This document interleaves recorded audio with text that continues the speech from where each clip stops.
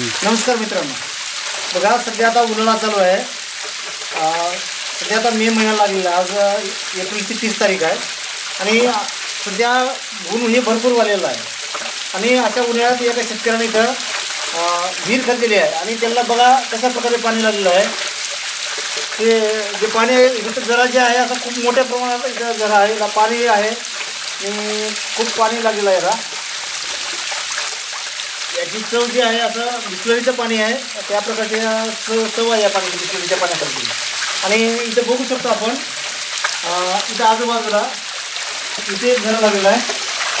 हा पण झरा चांगलाच मोठा आहे आणि त्याच्या बाजूला इथं चांगला 2-3 वेळाला पाणी येईल असं इतकं एका झऱ्याचं पाणी आहे.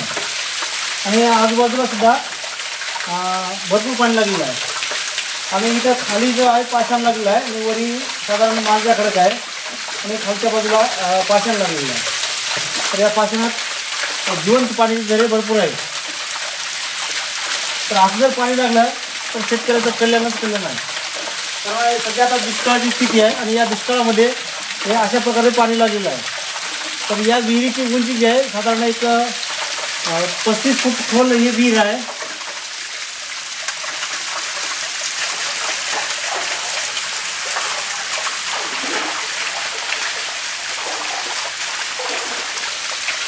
तर इथं बघू शकतो बघा, हे छोटे छोटे झरे आहेत. तर या विहिरीला चारी बाजूने असे झरे लागलेले आहेत.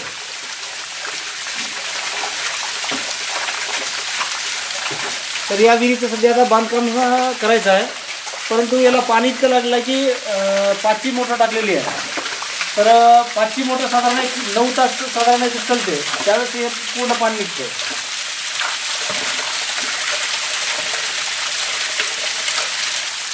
या एका झऱ्यातून साधारण 100 मोटर चलन इतकं कंटिन्यू पाणी हे सध्या आता वाहत आहे.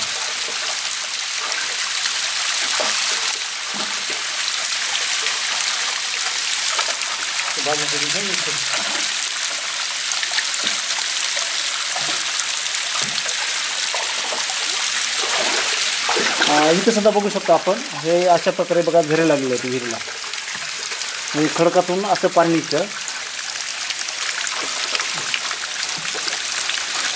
बघा, किती छान दिसत आहे पाणी.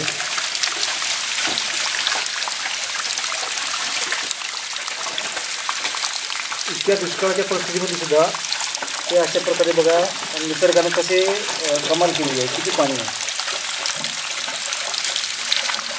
कारण सध्या जे बाहेर जे ऊन आहे ते नीम ऊन म्हणत आहे, असं बाहेर माणसाला निघू वाटत नाही, त्या उन्हाच्या झळे लागत आहेत. आणि तिथे जर आलं तरी तसं एकदम थंड हवा आणि गारवा जाणवत आहे या विहिरीमध्ये.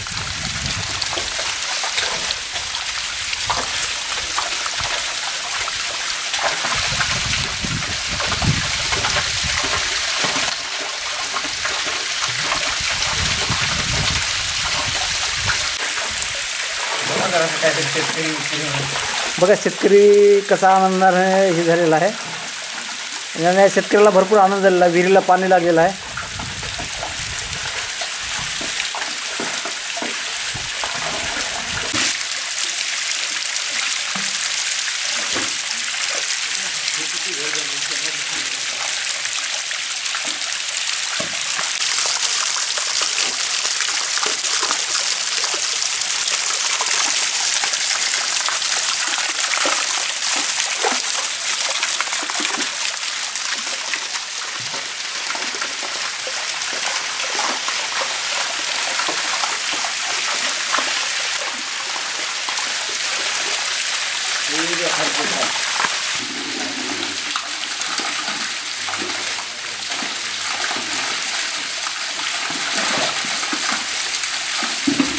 याला पण आता